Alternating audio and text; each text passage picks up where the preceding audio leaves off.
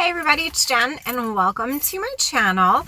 As some of you know, I am a woman in long-term recovery. I am also a CARC, I am a CRPA, I am a rape crisis counselor, and I am a Narcan trainer.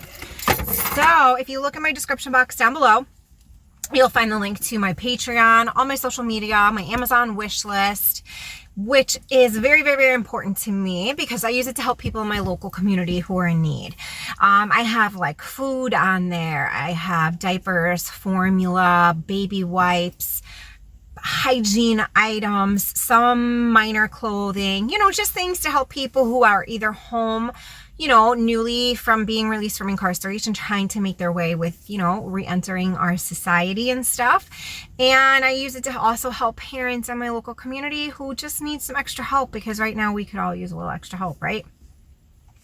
You'll also find a bunch of other things that I've been involved with, like a documentary that I did while I was newly sober. And by newly, I mean like 5 seconds. And you will also find my other videos that I list down below. I have been traveling since I'm a free bitch now. And so I was in Chicago for 2 weeks with my best friend Jess, and now I am in North Carolina visiting my mother-in-law and my sister-in-law and my nieces and nephews. I am in North Carolina until Tuesday, and then I go home back to New York, which I can't wait because I miss my kitty cats. I miss Jared. I miss Bella. I miss just my bed. I never really realized how, oh my God, I never realized how much I love my bed and my pillows. When you're away for so long and traveling, your back, as you get old, like me, it fucking hurts. But I still want to keep you guys, in the loop and whatnot, and still do my videos for you. So I'm sitting in the driveway in my mother-in-law's car because it is the quietest, brightest place in the house. So it is beautiful here today. I'm very fortunate to be here when it's so nice. It's like 60 something degrees out, and like Jared said, it was like snowing at home. So I'm super okay with being here right now. Today is Friday. You guys will see this on Monday, and I will be going home Tuesday. So possibly there won't be an upload Wednesday, seeing how exhausted I am. Anyway, I thought that I would tell you guys today about packages in prison. I've been doing a lot of like essentials and what you have to have and rules and things to follow while you're locked up. And I just thought it would be interesting for you guys to know what it's like and how you have to have packages in prison. So in New York State, and these are like my experiences with it. And I'm pretty sure I know for a fact all of New York State is the same because I have sent packages to friends who are inmates in male facilities. So when you get a package in prison, you have to wait 30 days. So I guess the rule of thumb is like wait 30 days. And the reason why the facility makes you wait 30 days is because they figure within the first 30 days of your incarceration, you will be classified and sent to whatever prison you're going to be going to and staying at. And then you are able to get your packages and whatnot. Now, your first food package is like so essential, it's ridiculous because you're starving. Your first package in prison is so important because it gives you basic staples that you need. Now, you only go to commissary once every 2 weeks, so you usually miss your first shop. So that means you go a month without shopping and a month without a package. So you are so thirsty for this package when it comes because you are so hungry.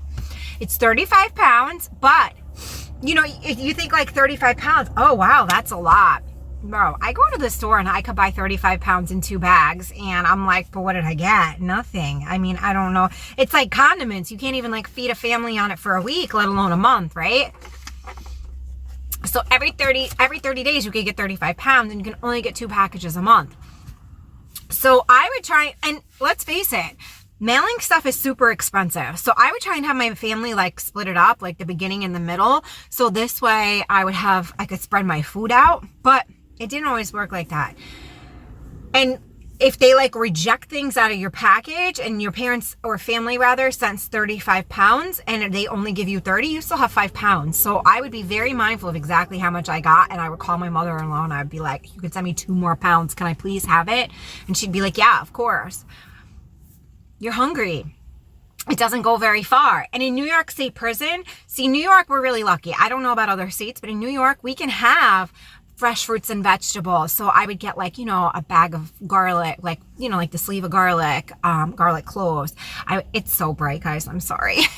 I would get that. And then I would get like a bag of onions, like things that are going to last long, and fresh fruits and vegetables you really want to cook with, because you don't get much fresh anything when you're locked up. I mean, sometimes they'll give apples and like everybody goes to the mess hall when there's apples.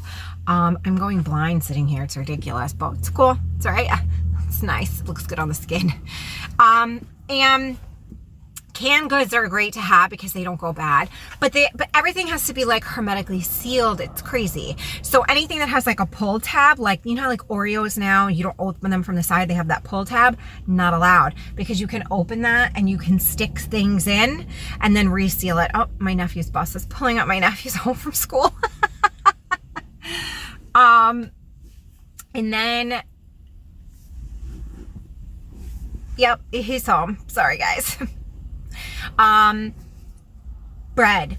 Pepperidge Farm bread comes like double wrapped. It's like wrapped in that white sealed paper, and then they put it inside like the bag and they like tie it. That's the only form of acceptable bread. It has to be like double sealed. You have to be mindful of like the ounces, the size. It can't go over a certain amount of ounces. If it's sold on commissary, you can't get it, like ramens, right? Ramen sold on commissary at the prison store. So since ramen is sold at the prison store, you cannot get it sent in. It's like 10 cents on commissary, but you can't get it sent in. And they only have certain flavors. Like they either only have like chicken or beef or shrimp and beef or whatever it is that the facility has that week.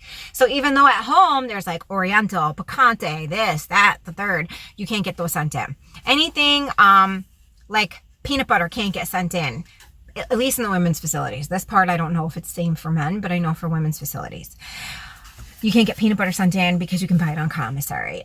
Anything that's like microwavable, because it has the peel back tops to it, like a cup of oatmeal that's microwavable. Even though it'd be really dope to be able to have that, because then you can just heat your water up in your hot pot like I talked about in one of my last videos.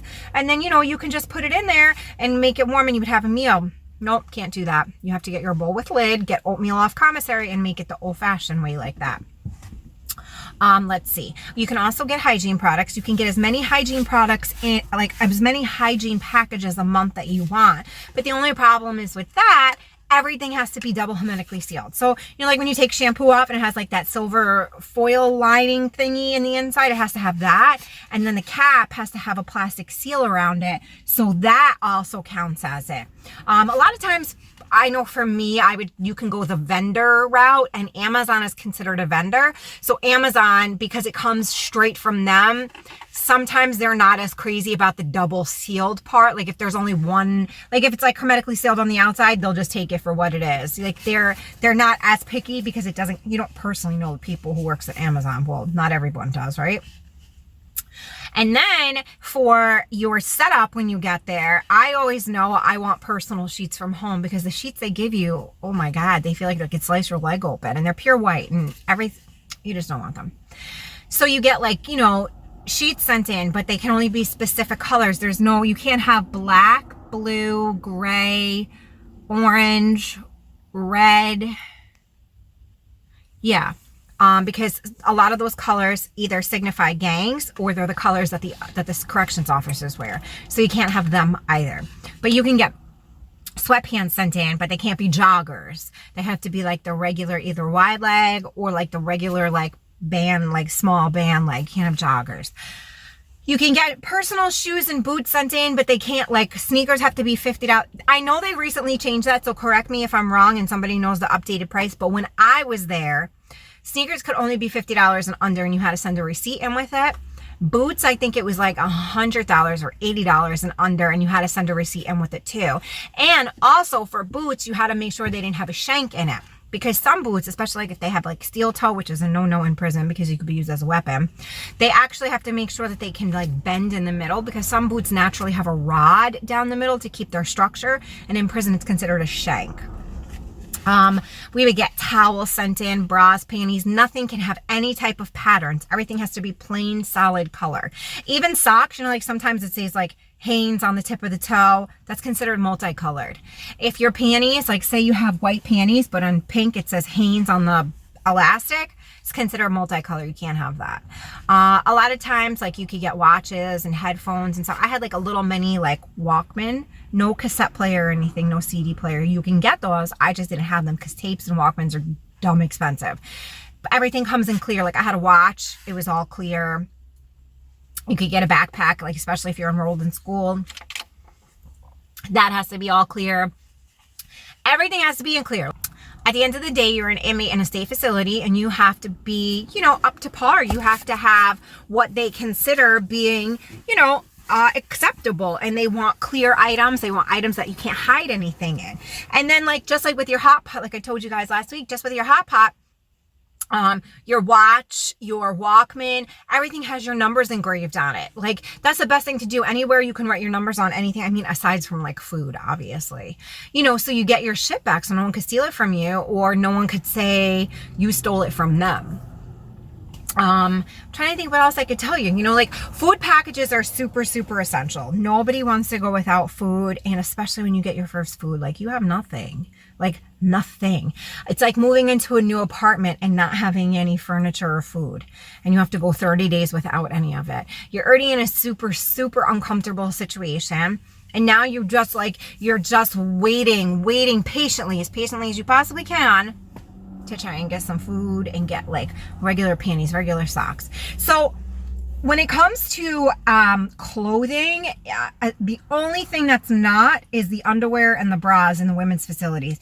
But the shoes, the socks, the pants, the shirts, the t-shirts, all of that, all of it is unisex. So when they give you socks, like, bro, the socks are like this long. They're like, for females, they're like knee highs. So you can't wait till your family's able to send you in socks, you know? Like I said, the only thing that is specifically geared towards females is the sports bras, and they're horrible. They're cut up so high. They're like t-shirts with no sleeves. Like it's really bad. It irritates your armpits really bad. They're super uncomfortable. They're super unsupportive. Like, no. And then you have to like try and run somewhere. Absolutely not. And the panties are like yay big. I mean, it's horrible. Like you can pull them up to under your boobs. It's bad. It's not a good situation. You know, and anything you could do to make your life a little bit easier, you want. So those first packages, the first 30 days are the roughest because you just, you know, you're so awkward. You're in a new space. It's very, very uncomfortable. You have nothing that's good. By the time you get your package or you get a commissary shop, that tiny ass bar of soap they gave you doesn't even exist after like a week. It's just so horrible. It's really enough of a deterrent to make you never want to go or go back. And I'm super grateful to be home and be free. Yeah. If you guys have any questions, please put it in the comments down below and I will do my best to answer. Remember, if you emailed me or inquired about anything in the last, basically for the month of January, I have not been home. I will be home next week, but I'm probably going to take a day and like do laundry and see my family and, you know, do nothing. But I will get back to you. I absolutely will. I know a lot of you inquired about Narcan, and when I get home, I have to go and pick it up. So I absolutely will. So this way I can get it out to you. What I'm going to do is I'm going to go and pick up first, and then I'll contact everybody and get everybody's addresses and whatnot, because I want to make sure I go in order of first come, first serve, whoever emailed me in the beginning of the month. And I want to make sure that I have enough to go around. And if I don't, I will let you know. Unfortunately, COVID really, put a damper monetarily on what New York State is able to do. So we've been struggling. My connection for Narcan, he's a police chief of a surrounding town, and he's been having a hard time getting it. So I don't know if I'm going to be able to get as much as I normally do, but I'm sure something will, you know, pop up and make it happen, because that's what's needed. You know, if you guys need me for anything else in the meantime, I'm just a message away and I will do my best to get back to you. Sometimes, you know, Instagram doesn't show me messages for some odd reason, like message requests, I'll press the button like show all message requests and nothing pops up. So please be mindful. I'm not ignoring you. And I hope everyone is doing well in this crazy time and being safe. And remember, guys, to recover loudly so those behind us don't have to suffer silently. And I will see you guys all in a few days. Bye.